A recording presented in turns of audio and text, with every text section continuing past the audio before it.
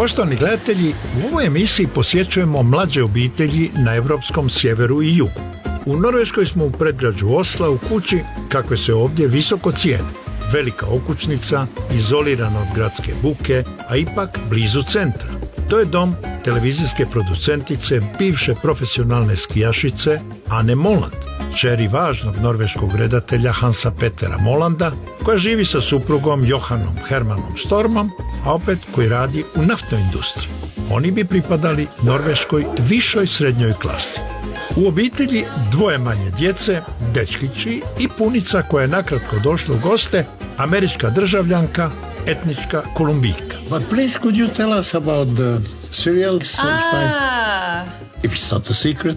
So it's one company wanting to buy another company, and there are two companies who are owning this. It's a humor drama, so there's a lot of characters, very special characters in this series. But there's also a lot of things with animal welfare and pollution and environmental sustainability. I mean, it raises a lot of questions, not only... I mean, money isn't everything.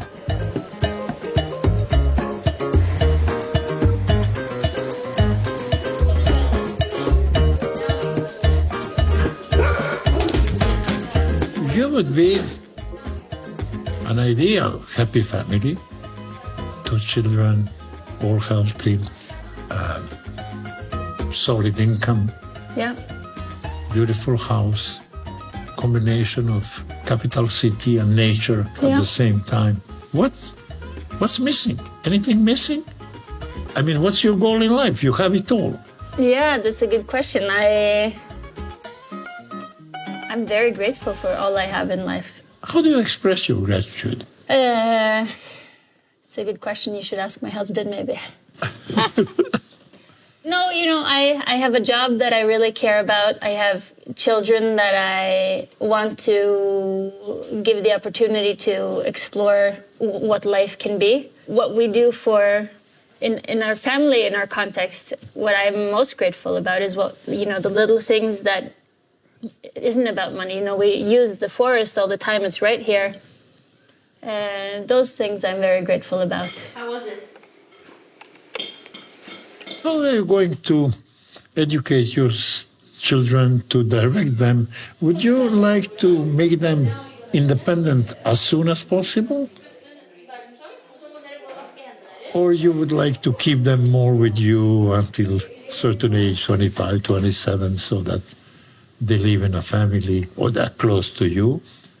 If you let the curiosity be their guidance and then sort of help them to find their way when they listen to their curiosity, I think that's sort of my philosophy of giving them opportunity. Curiosity, their choice, and then you help, you sustain. Yeah, I think so.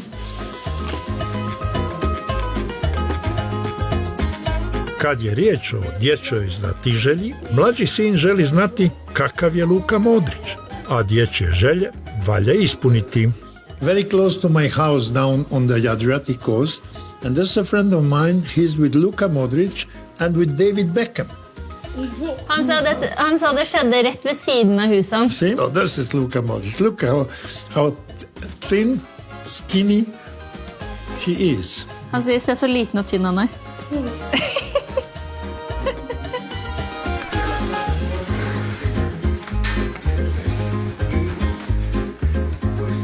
I mi smo kod gospođe Ane donijeli naš dio, a ovo je jedan specijalitet norveški. Prije puno godina, 30-40, došla je ovdje smrznuta pizza Grandiosa.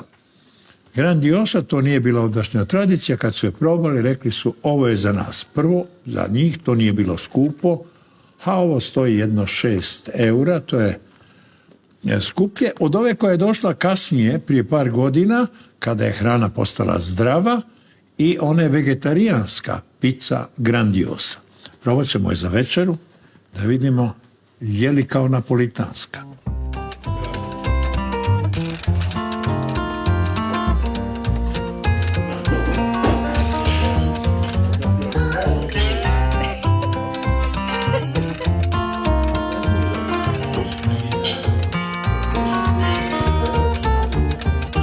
Pizza je okej, -3, ali ja sam ostvario svoju stoljetnu želju i probao meso od losa. Like a regular steak. To warm? Ja. Dakle, ovo bi bio los, to je onaj s onim velikim rogovima, a sobi onaj sa dlakavim rogovima. Ovo izgleda odlično. Who hunted that? My father-in-law. Anna's father. You are friends with him, yeah. Yes. Okay. Excellent. Excellent. Ovo bi se reklo nešto kao naš boškarin, ali mislim da je bolje. Jako dobro. It's good. Very good. You have an estimate how much is a kilo of that if you buy it in the market? Probably 300 crowns a kilo. 500. Yeah, okay. 50. So it's 45 euros. 500? 45 euros.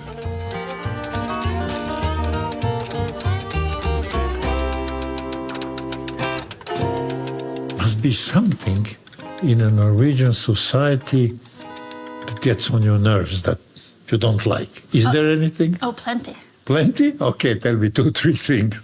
Janteloven, have you heard of this? No? Janteloven, it's this idea that if you do something very good, if you win a race, a ski race, for instance, you're super proud, you're supposed to be proud, but not so proud that you're condescending for your contesters. So you don't have to prize yourself. I'm the big one. Yeah. I'm the number one. Yeah, that's very frowned upon. Okay, so maybe a that was combination of- one objection. The second one, let's say, And what is the second objection? You know, we have it too good.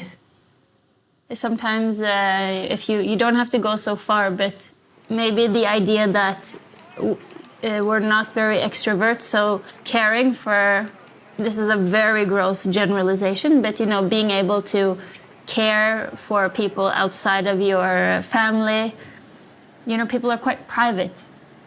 Maybe that's another thing. It's not that we're afraid of strangers, but maybe a little bit shy, and you know, 8 months of the year everyone walks like this, cold from one place to the other. So the gesture of lifting your eyes and looking who's around and connecting is maybe.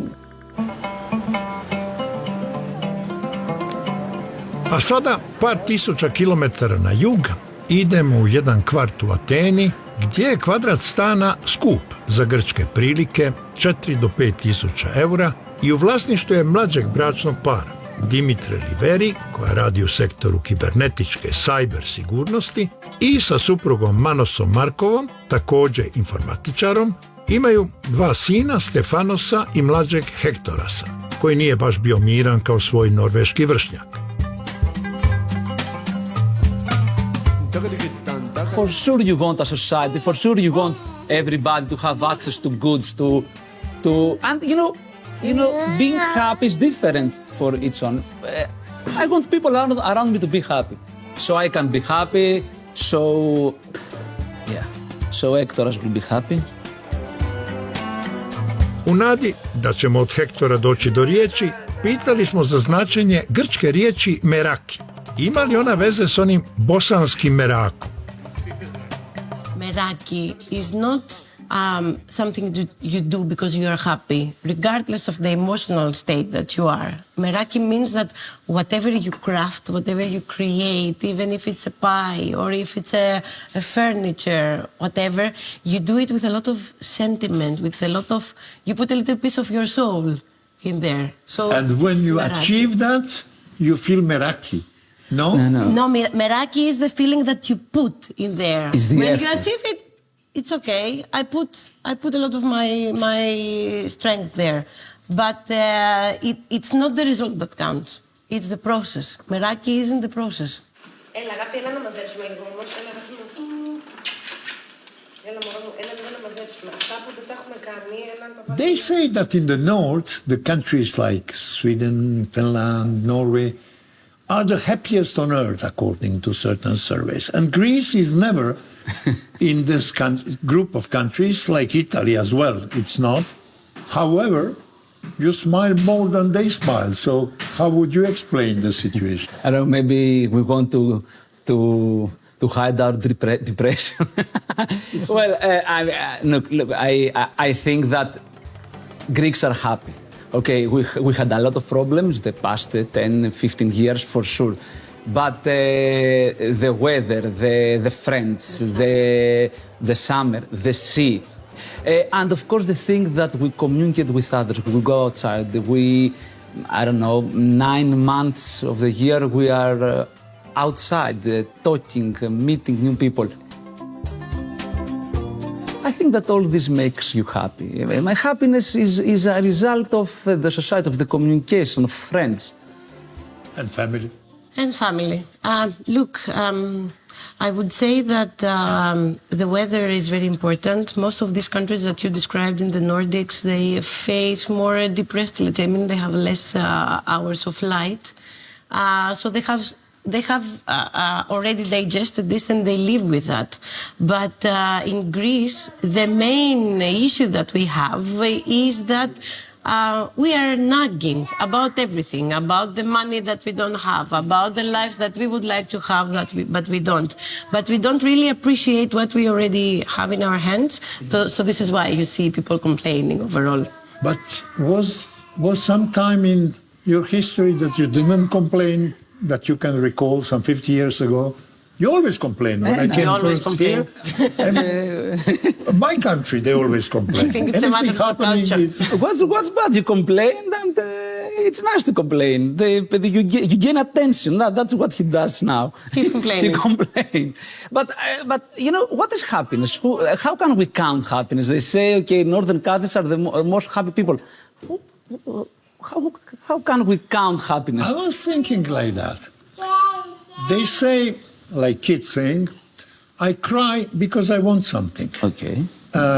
Even the baby, I cry because I want some milk.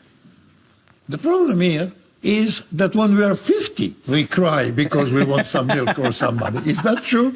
Yes, it's 100% true. We always want more. This is the thing. I mean, when we reach a state, then we want to go to the next state. Then we go to the next state. Then we keep complaining. Okay, now your case. You were a professor Yes. in school. In school for 10 years, more or IT. less. He was teaching computers. Teaching computers in school, yes. But you were a teacher. Yes. What was your salary at that time in school? In euros? In euros, I think it was a little bit more than 1,000 euros. And that was, of course, a big major. And I said, okay, it's an IT business. I have a lot of options. But I reached a point and said, okay, I can do something that I like more. I can, take more money, of course. Dimitra helped me because he was already in the IT business. And I'm really happy for that change. I blackmailed him. I told him that if you don't change jobs, I will not have a family. Oh, you have that influence? You did.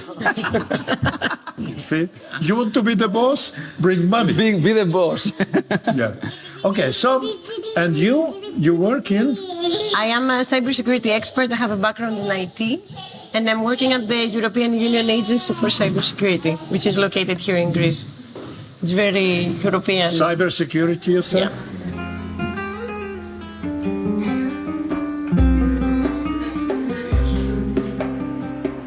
Your house, how many square meters do you have? 150. 150. 150, so it means that now the value is probably 700,000 euros and that you make a profit of 250. Yeah. So instead of saying being happy, you are cautious what other people will do. You're thinking what will happen to other people. Is that normal? Is that... because in America, Nobody cares. you wouldn't care about the others, so why do you care? But you live in a society, you live in a country, you live in common. I mean, you pay taxes. You see your friends around you who are like this. When not caring helped?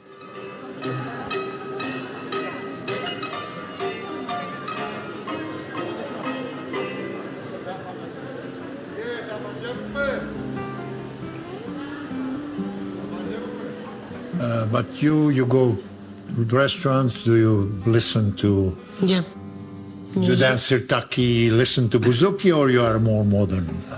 No, We don't dance sirtaki and listen to bouzouki. No, this is not the thing that we will do. because we will listen to bouzouki in some days. We will not go out. He means bouzouki. You mean pure No. bouzouki on the table dancing? No, we don't. And breaking dishes. No, We don't do that. We don't do that. But we like a more traditional panegyria, as we call them in Greece, that they take place during the summer in islands.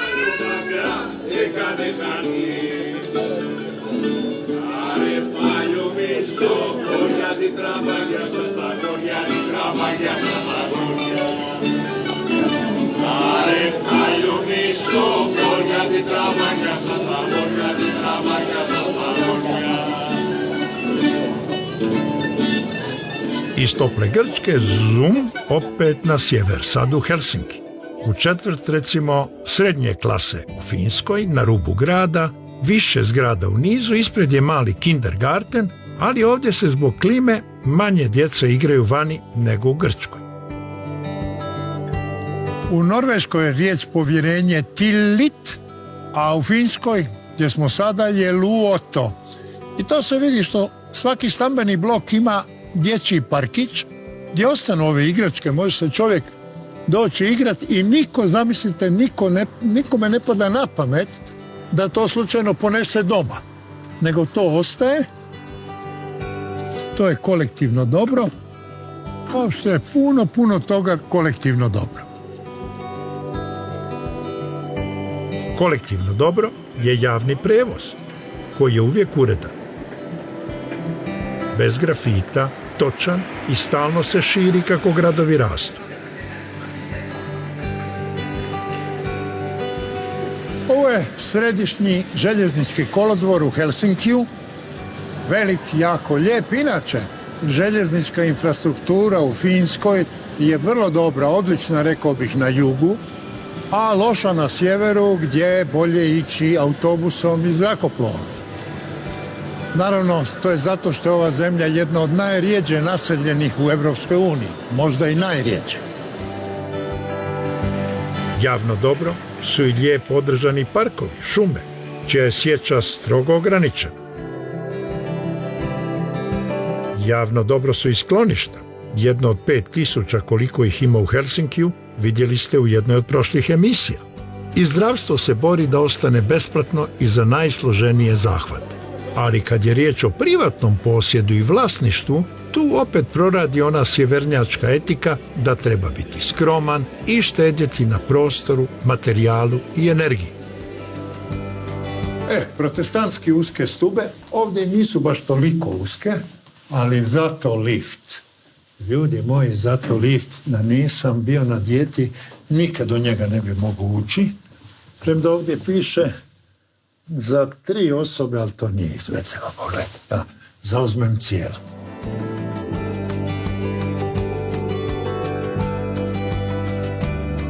Sada, radi štednje, nema svaki stan svoj balkon, nego ovaj zajednički, za sve. Da ide ovako, izađe se vani.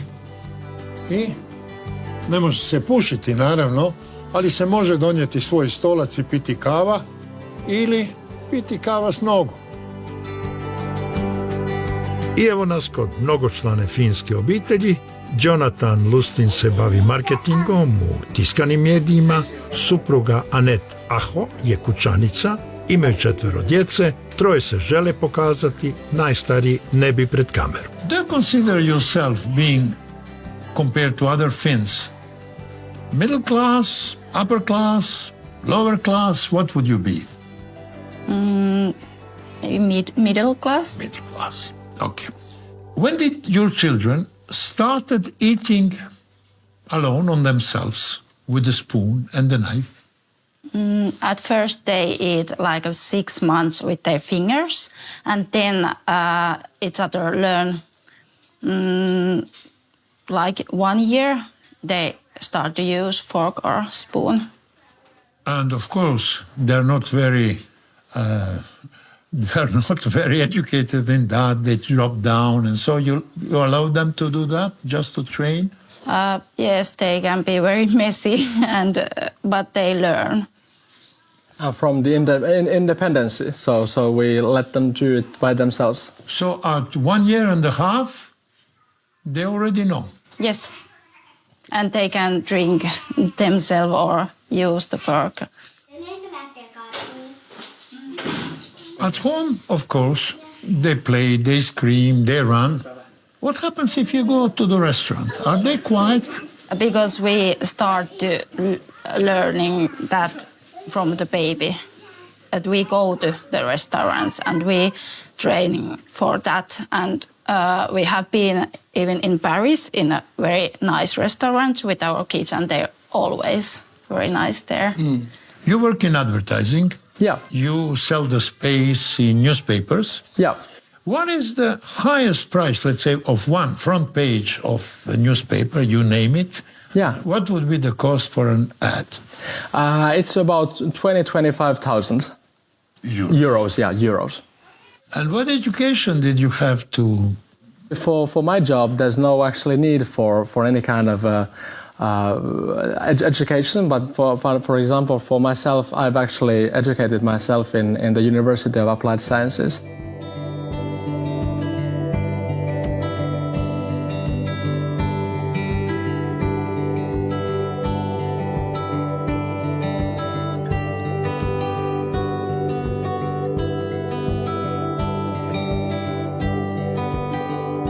I saw there the park with sand and a lot of toys, plastic toys, trucks and cars, and they're there. Anybody could steal them. Does it happen that they steal it? No. Never? Yeah, never. Because it's like the idea of being shared to anybody who's living here. So it's like the idea of in common trust. use. Yeah. Baby box, what is that? When you Do you buy that? they only send it for us for one kid, but you can choose that you don't take it and then you get money. And if you don't want take it, then you get like 200 euros. Yeah, something like that. Yeah, so it's like offered by the government. What is the money that you need every month to pay the rent, to be comfortable? Not to be rich, not to be poor, but to be comfortable. What is monthly that you need? In Finland, we don't need money to educate kids, so we don't have to. But here in Helsinki, rent is very high, like 2,000 euros. For 70 square meters, yeah? And we use for the food in month like 1,000 euros. And so we have to, I think 4,000 is good, because then we have a car and it's very expensive. So about 4,000 for a family of 6, yeah? Yes. Yeah, if you have to really to have a comfortable. But if we want to eat in restaurants and go to travel, it's more. Did you ever travel, since you have kids, somewhere for vacations outside of Finland? We were at the summer, we take our car and go whole Europe. Ah, bravo. 16 days we were traveling in different countries. Ova su djeca, njih 4, baš onako sjevernjački odgojena. Doma slobodna i razigrana, vani mirna i pristojna. Naravno, oni jedu s nožem i vilicom od svojih 1,5 godina. Zato smo u Italiji, da bismo izbjegli šok con li bambini, Mangia, Gianpietro, Basta, Luigi, Vieni, Sofia, la nonna, posjetili parove bez djece. Ona se zove Giorgia Maras, Talijanka sa Sardinije, a on je Luciano Vanetti, argentinski Italijan koji čeka državljanstvo. Za nas 7 prave kavu dobrodošlice.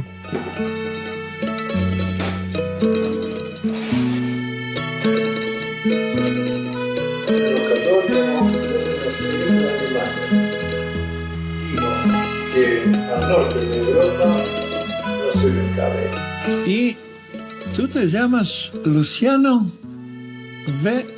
Vanetti. Luciano Vanetti en Argentina.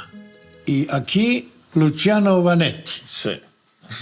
Otherwise, de otra parte, no hay diferencia entre Italia y Argentina en nada, solo que los argentinos hacen las cosas 30 años después de lo que los italianos hicieron estas cosas. Sí, totalmente. Y la única cosa que comen mejor que ellos. Sí. Voglia e jedu nego italiani. Comer como un argentino es imposible acá. No. Porque el kilo de carne, estamos hablando de 20 euros, es uno de los cortes más económicos.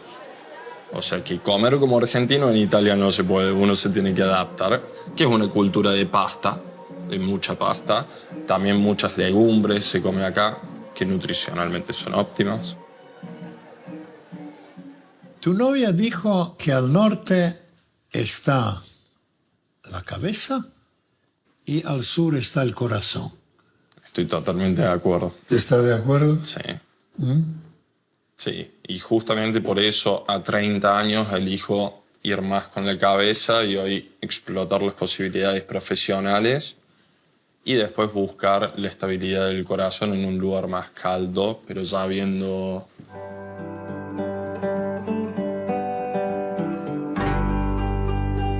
Como usted estudia y se encarga de un marketing, ¿cómo funciona el marketing italiano comparado con otros? Según mí, esto totalmente subjetivo, yo veo que el italiano tiene justamente su diferencial como país es la tradición. Y en esto tiene una referencia directa al marketing. Tienen la tradición como lo principal, un modo de hacer las cosas. Entonces muchas veces no se hacen la pregunta de cómo puedo mejorar porque ya encontré la forma de hacerlo. Succede che Italia ha tanto talento per la cultura, per questa moda, per la roba, da piccoli lei sono tutti ben vestiti. Cosa succede? Parlano di questo nella famiglia? È una cosa che secondo me assorbiamo molto perché la vediamo intorno a noi, ci cresciamo e quindi il gusto poi della moda è una cosa che ci viene tramandato, è una cosa che viene quasi spontanea. E poi sicuramente averlo in famiglia, culturalmente, come il piacere di vestirsi. E in scuola si veste differentemente, si parla in scuola a 10-12 anni, si parla di moda. Tra ragazzi moltissimo, c'è un qualcosa anche che ti identifica un po'. E quindi sì, anche tra ragazzi già si inizia ad avere un'identificazione in base al gusto e alla moda. Sì. E adesso lei è indipendente? Sì, sto iniziando questo percorso da qualche anno, indipendentemente a fare un lavoro mio e quindi a creare un mio brand con una tipologia creativa che sento molto mia. Senza padrone, senza direttore, sì. Senza oppressione? Sola, proviamo sola. E come si vive, come si può si vivere? Può con molta determinazione. Questa attenzione al dettaglio e questa attenzione alla precisione, di dove viene? Io personalmente da mia madre, che da piccola mi metteva a fare punti lenti e se andavo leggermente storta si doveva disfare e riniziare, quindi proprio la precisione era importantissima, questo mi è stato insegnato e la cura dei dettagli fa proprio la differenza. Internet aiuta? Internet aiuta, sì.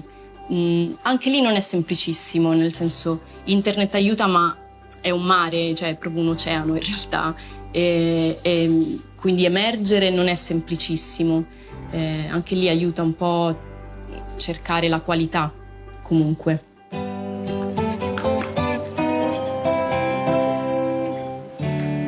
To je bio mlađi par, još nevjenčan, koji živi u Rimu, a u Napolju naš organizator Lucio Cremoni i njegova supruga Manuela Minucci pozvali su nas doma na njoke sa sirom. Glavna šefica, Manuelina majka Marija, Lučova punica, dokazala je da je ipak talijanska kuhinja broj 1 na Mediteranu. Allora si fa una salsa da parte, poi fai appena bollire i gnocchi, quando li metti nell'acqua calda dopo poco salgono a galla e quindi li scoli, li mischi con la salsa, metti il fiore di latte a pezzettini piccoli piccoli, parmigiano e poi metti in forno. Pochi minuti si fa tutta una crosticina sopra e la mozzarella, il fior di latte si squaglia e quindi inizia a filare. Immagina il sole che tramonta già, il mare d'una vela che... A nakon njoka ja sam se počastio slasticom po svome izboru. I sada, poslije ovih fantastičnih njoki napolitani, ima još nešto iz Napulja. Ovo je sfogliatella ricce. Dakle, kao što je ona baget u Parizu kad sam je zagrizao, pamtio sam je cijeli život, i onaj zvuk lisnatoga tijesta, a unutra fil.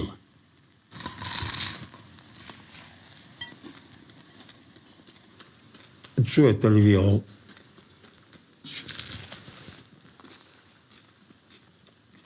Unbelievable. Ali kako mogu napraviti tako sitno i tako lisnato da bude tako fantastično? Dakle, ovo sam ja dodao uz ovaj fantastičan obiteljski. Naš Lučo, znajući da nas zanimaju gužve i mentaliteti, poveo nas je neočekivano i nenajavljeno na vjenčanje svoga prijatelja, koji se na svoj prvi brak odlučio u 50 i nekoj godini. Došli smo na lijepo mjesto, u raskošnu vilu sa super pogledom na more.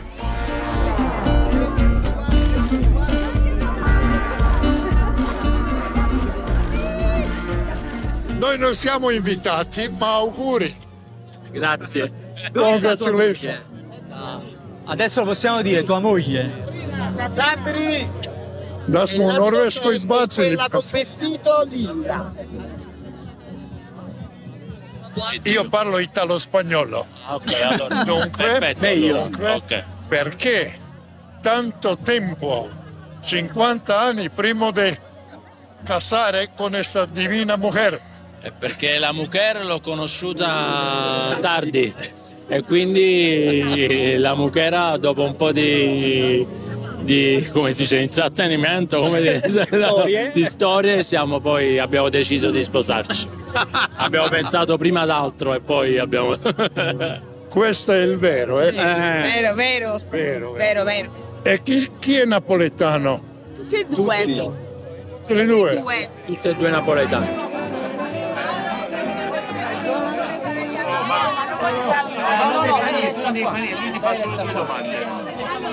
Li parenti e la sua mamma qui? Sì, mia mamma oggi fa 90 anni e quindi gli faccio tanti auguri a mia mamma. Mi la può raccomandare per dire solo 2 parole? Dove sta? Mia mamma. Andiamo a incontrare un attimo mamma. Noi facciamo capire il beh. Dai. Andiamo un attimo da mamma con voi. Ok. Un attimo, tanto è un attimo. Sì, 2 domande. Ma perché ha aspettato tanto tempo per darle il permesso a suo figlio di fare questo matrimonio? Posso dire una cosa? Sicuro? 4 figli, mi hanno portato 4 fidanzate, 4 mogli. Mamma, siamo fidanzati. Siete contenti voi? Contento io. Lo posso dire, è vero o non è vero? È vero, lo confermo io perché sono il primo figlio, quindi sono io che gli ho portato la prima. Sono loro, io non ho detto nessuno, noi mamma facciamo va bene così, va bene così, siete contenti voi, contenti tutti. Non si è mai intromessa? No. Mai. No. E le piace la giovane? Sì, moltissimo, ormai. La conosce? La conosce bene? Io ho 4 maschi, figli femmine non ce ne sanno. Nipote femmine non ce ne sanno, quindi quelli che vengono in casa io li voglio bene veramente. Tutti questi non posso. Grazie, è un dia di gioia, eh? Sì, grazie. Grazie signore. Signora, un bacio. Tanti auguri di nuovo. Grazie. Quando volevo. Grazie. Nismo više htjeli ometati uzvanike na svadbi, nismo se htjeli ni počastiti, jer smo već blagovali njoke i slastice, nego smo otišli u povijesni centar Napulja i kroz veliku gužvu stigli do mjesta gdje se peče kava po starinski, a kave ima više od 30 vrsta.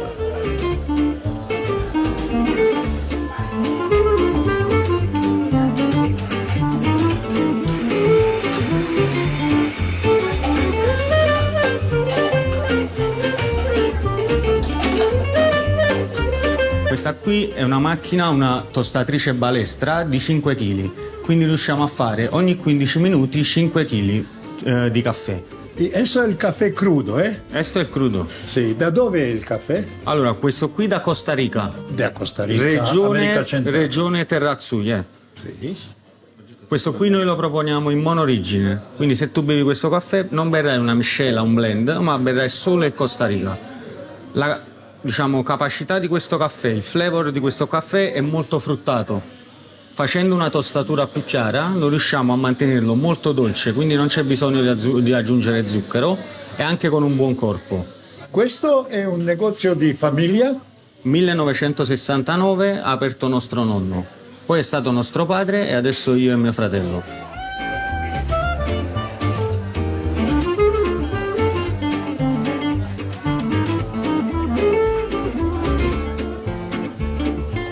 Ma il prezzo del caffè sì. non è esagerato con la fama e la reputazione che hanno. E un macchiato è €1,80. €1,80 al tavolo. Al tavolo. Al banco costa €1,20. Quindi questo lavoro lo devi fare solo se hai passione, perché se hai passione puoi restare e puoi migliorare. Se lo fai bene, se studi, se migliori puoi crescere sempre di più. Se lo fai solo come svago, come perdita di tempo, duri poco, perché comunque sono lavori dove sono molto sacrificati.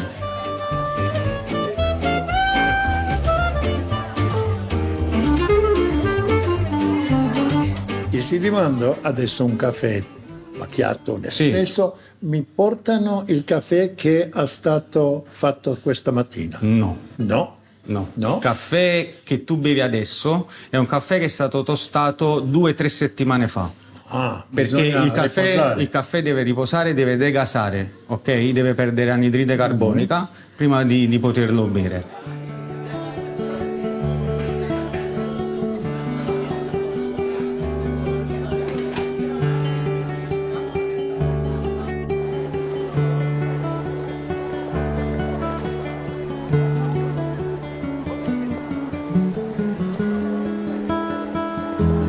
All'interno ho messo un Columbia Supremo, quindi un caffè che sarà dolce, fruttato, leggermente acido, molto particolare.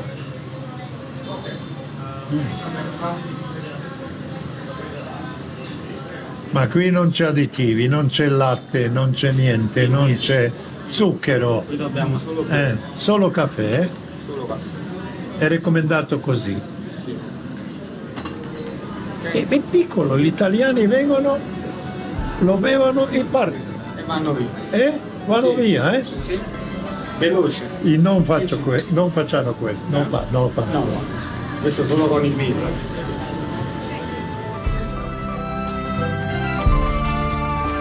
U Italiji teško je naći mjesto s lošom hranom, lošim vinom i lošom kavom. Teško je povjerovati, ali to pravilo vrijedi i za beskućnike, za najsiromašnije koji nemaju za topli obrok. Imamo priču iz Rima.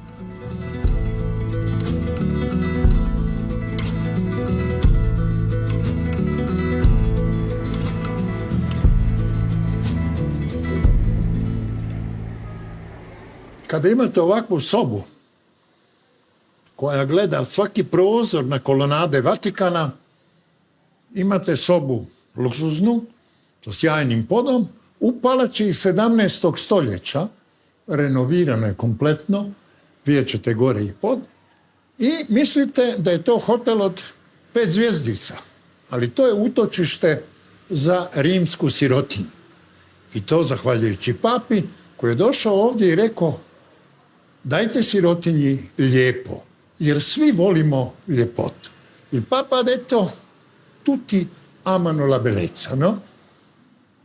Sì, il Papa ha detto la bellezza guarisce e tutti abbiamo diritto alla bellezza, tanto più i poveri, che sono persone che durante la loro vita, non avendo casa, hanno già sofferto molto. Quindi venendo qua il Papa ci ha detto che questa casa così bella doveva essere per i più poveri e principalmente per quelli di Piazza San Pietro. La storia di questo palazzo Questo è un palazzo molto antico che è su un basamento, diciamo, del I secolo d.C.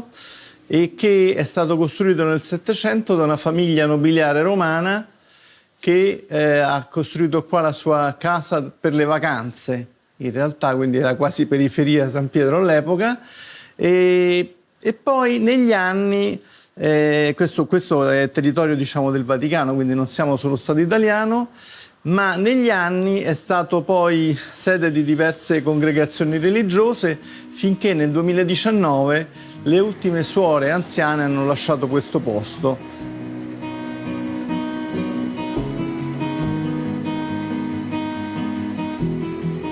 Noi ci teniamo molto al fatto che i poveri mangino bene, mangino cose che, diciamo, che siano buone anzitutto, e per questo molti chef romani, a partire dal periodo della pandemia, hanno chiesto di aiutare e di cucinare qua dentro per i poveri.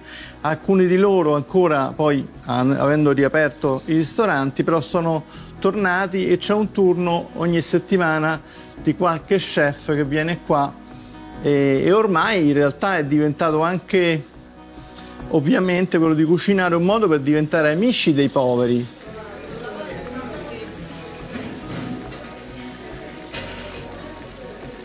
Polpette? Al sugo. No, buonissime. Polpettine e polpette? Polpette. Sì. Pesce? Pesce si alterna, a volte si fa la carne, pesce, uova, diciamo che i menù variano, ogni sera c'è un menù differente. Il tipo di pasta cosa fa? Allora, stasera ci sarà una pasta corta, sempre al sugo con il sugo delle polpette, e si cambia ogni giorno, quindi di solito sono menù molto variegati che ritrovano, insomma, il piacere da parte degli ospiti, quindi sono Che un fa? medico.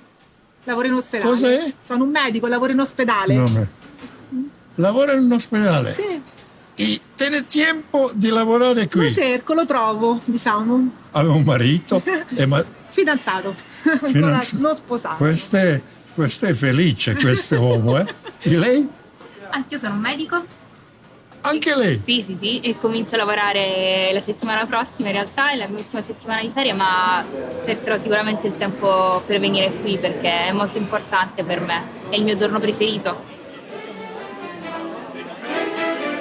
A zašto Talijani imaju tako dobru hranu, tako dobre namirnice, koje se ovdje proizvode i poslužuju čak i u utočištima za beskućnike? To nam objašnjava profesor Giorgio Bartolomucci. Tradizione sul vino, sull'olio, sul pane, su tutto quello che nasce dalle mani dell'uomo, del contadino o del fornaio. E questo è chiaro che è una grossa forza perché la qualità rimane alta, ma è una debolezza per andare sui mercati, perché un paese non può produrre quella quantità di pane che va esportata in Germania o va esportata. Per cui se poi metti insieme tanti piccoli produttori, ognuno dirà il mio è migliore del tuo, e non si formano questi gruppi di vendita che favorirebbero il mercato, che poi in Italia ti fa in qualche maniera vivere male.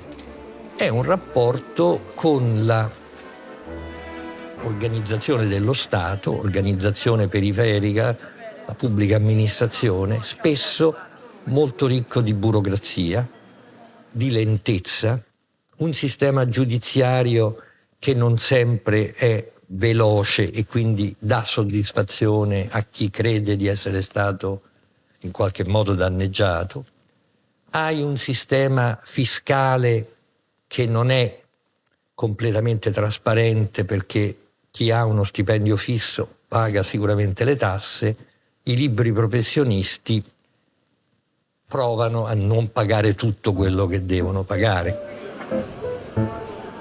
Savjetnika u Senatu pitali smo mogu li se neke manjkavosti talijanskog društva koje su očite ispraviti. Lei personalmente si poteva cosa di cambiare in Italia? Ma è immodificabile. L'Italia è inemendabile. Il comportamento italiano è più o meno lo stesso di 50 anni fa o di 100 anni fa. perché comunque è un popolo che ha la sua saggezza e che difficilmente cambia. Se cambia lo fa molto lentamente, molto gradualmente, e questo è un elemento di saggezza, appunto, perché di solito le rivoluzioni non portano a buoni risultati, ci sono sempre spargimenti di sangue, quindi... E se lei le dice, se qualcuno le dice che la statistica delle Nazioni Unite dice che Italia, di punto di vista felicità, è il numero 35 nel mondo, qual è la sua reazione? La mia reazione è che... La Finlandia è la numero 1. Ma io non sono tanto portato a credere a queste statistiche, perché comunque la felicità è qualcosa, è un concetto talmente labile e relativo. In generale io gli italiani li vedo abbastanza felici, per certi aspetti sono abbastanza felici, quindi certo non hanno dal pubblico, dallo Stato dei servizi che possono rendere felici, perché comunque i servizi pubblici non funzionano bene qui. Ma si vado nella strada e domando come a Roma, come si vive a Roma. Il 70% dice Roma è terribile, Roma è peggio, Roma è un traffico terribile, sì. la vita, i politici. Sì, sono d'accordo, pure io la penso così. Lei pensa così? Sì, perché comunque rispetto alla quotidianità, no? La vita quotidiana è complicata per tutta una serie di problemi fisici, no? Di organizzazione. Però detto questo, poi gli italiani, quindi non parlo di me stesso, gli italiani poi comunque hanno la loro capacità di adattamento che è molto elevata e che poi comunque li porta, anche per abitudine ovviamente, a fare quella vita che comunque li rende felici. Quindi...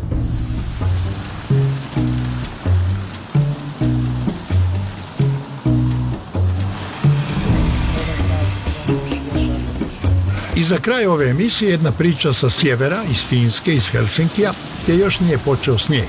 Ali je tu nama dosadna kiša koja Fincima ne smeta, jer uz njihovo fleksibilno radno vrijeme oni mogu u svoju omiljenu saunu, koju u ovoj zemlji ima svaka druga kuća. No kako je struja drastično poskupila, ljudima je jeftinije doći na kolektivno parenje u hotel ili u velike saune uz more. O Bože, ove kiše. Slušaj, Vesna, sad se razdvajamo, ja idem do predsjedničke palače gdje me neće primiti, ali ćemo slikati izvana, ja idem tamo s jednom kamerom, a ti s drugom kupanje. A hoćemo ovu saunu da odem u nju, ova se vrti, pa mogu gledat, možda je zanimljivije, ili ova ima bazen, pa i kupanje je dobro. A gdje ima ova? I to ona gore? Ova što se vrti, pa ona gore tamna, sauna je unutra. A ima i predivna velika sauna dole uz more, sa velikim bazenom. Ja bi rađe tamo gdje je bazen. Pa u more ćeš ići? Sad nek ti je plus Bogu 90 pomoć, na 0. Ok, ti idi, a ja kod predsjednika. Može, ajde, pa koji me stigimo neće poslije, primiti. Gogi.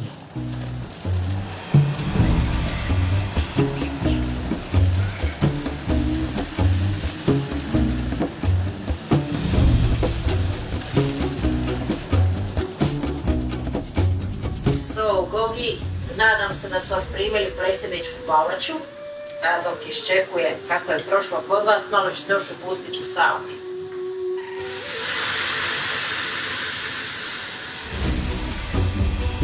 Kako sam i mislio, naravno da me nisu primili, ali evo pogledaj, imam ja tu palaču na slici, a otišao sam kod svoga nijemoga vršnjaka, na plac. Generacijo, šta je? Dugovječni smo, male smo imućnosti, ali se gizdamo. Ja jednu priču, baš ovako ovu protestantsko-luteransku. Uvijek je bilo da je njima važan svaki cent, pa i ovaj mali cent od dolara, od eura, mali cent. I onda bi oni, kada bi bili neki račun 26,99, čekali taj cent kao ostatak nema veze što blagajnica nema novaca, čekali bi čekali dok se ne razmijeni. A iza bi bio red i niko se ne bi bunio jer je taj cent bio svetinja. Sad se situacija, čini mi se, promijenila. Sad imaju sustav u trgovinama da se zaokružuje. Pa recimo ako je neki račun 26 eura i 46 centi, onda platite i 45 centi, zaokruži se na 5, jer postoje samo ove kovanice od 5. Međutim, ako je 26 eura i 48 centi, onda postane to 26 i 50, jer se zaokruži na 50. E sad šta je problem ako bude 26 i 45 zaokruženo, a vi date 26 i 50? Trebao bi vam vratiti blagajnik, blagajnica 5 centi. Nema. Ranije bi vi strpljivo čekali u redu. Sad, evo, pitao sam, ne mare previše, postali su slični nama dolje na jugu.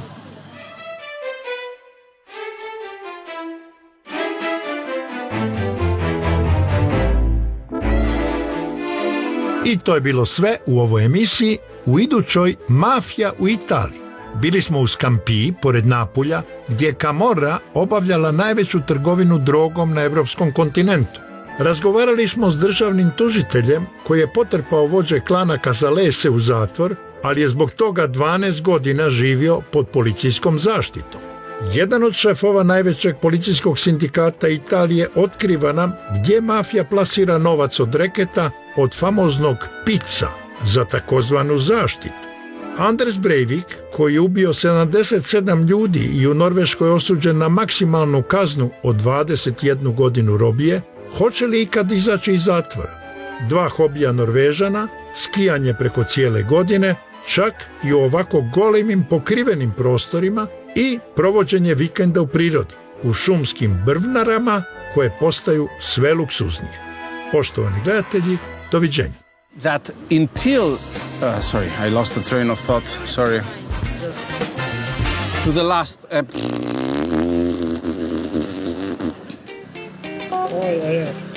Signora, questo bisogno un traduttore speciale. Sì, ce l'ho.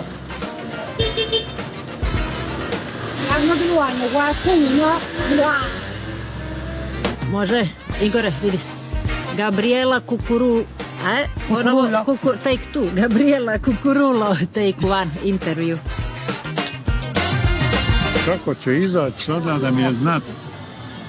Preko ljudi, preko beba, preko kolica, u ovoj panici od gužve. I čekaj stani, može ovo se ugasiti, ovaj jukebox, ljudi, molim. Šta je, ne?